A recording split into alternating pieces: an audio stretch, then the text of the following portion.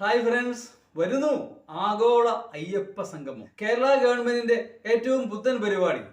ദേവസ്വം ബോർഡിന്റെയാണെന്ന് പറയുമ്പോൾ പോലും ശരിക്കും പറഞ്ഞാൽ കേരള ഗവൺമെന്റ് നടപ്പാക്കുന്ന പുതുപുത്തൻ പരിപാടി.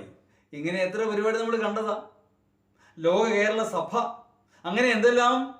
കുറെ കാശ് ആ വഴി ഒഴുക്കി കളഞ്ഞു, അത്ര തന്നെ. അല്ലാതെ എന്തെങ്കിലും പ്രയോജനമുണ്ടോ? ഒരു പ്രയോജനവുമില്ല.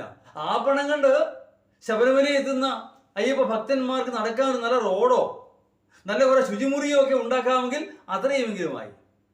ഏറ്റവും വലിയ തമാശ എന്ന് പറയുന്നത്, ആ സംഗമത്തിലേക്ക് ശബരിമലയിൽ ആദ്യമേ പ്രവേശിച്ച ബിന്ദു അമ്മണിക്കോ കനകദുർഗയ്ക്കോ പ്രവേശനമില്ല എന്നുള്ളതാണ്. ആരൊക്കെ എന്തൊക്കെ എതിർപ്പ് പറഞ്ഞാലും അവർ ചരിത്രത്തിന്റെ ഭാഗമാണ്. ഞാൻ പറയുന്നത് കേൾക്കണ്ട, ഗൂഗിൾ സെർച്ച് ചെയ്യ്. ശബരിമലയിൽ ആദ്യമായി പ്രവേശിച്ച വനിതകൾ ആരാണ് ചോദിക്കുക, ഉത്തരം കിട്ടും. ബിന്ദു അമ്മണിയും കനകദുർഗയും തന്നെയാണ്. അതിന് സാരഥ്യം വഹിച്ചത് ശ്രീമാൻ പിണറായി വിജയനും.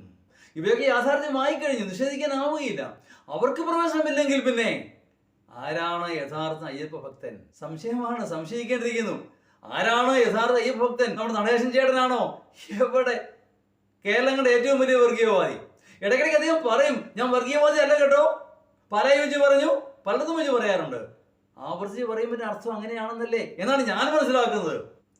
അദ്ദേഹത്തിന് വലിയൊരു താമ്രപത്രം അല്ലെങ്കിൽ ഒരു പട്ടുമുളയും കൊടുത്തിട്ടുണ്ട്. എന്നാ, നവോത്ഥാന നായകൻ, നവോത്ഥാന സമിതിയുടെ പ്രസിഡന്റ്, ബെസ്റ്റ് പാർട്ടിക്കാണ് കൊടുത്തിരിക്കുന്നത്. എന്നാൽ ഈ വർഗീയത പറയുമ്പോഴെങ്കിലും ചേട്ടാ, ഇങ്ങനെ പറഞ്ഞാൽ ഈ സ്ഥാനത്തിരിക്കാൻ പറ്റുകയില്ല, രാജിവെക്കണമെന്ന് പറയാനുള്ള ആർജവം ഇടതുപക്ഷത്തിനോ തദ്വാര മുഖ്യമന്ത്രിക്കോ ഉണ്ടോ? ഇല്ല.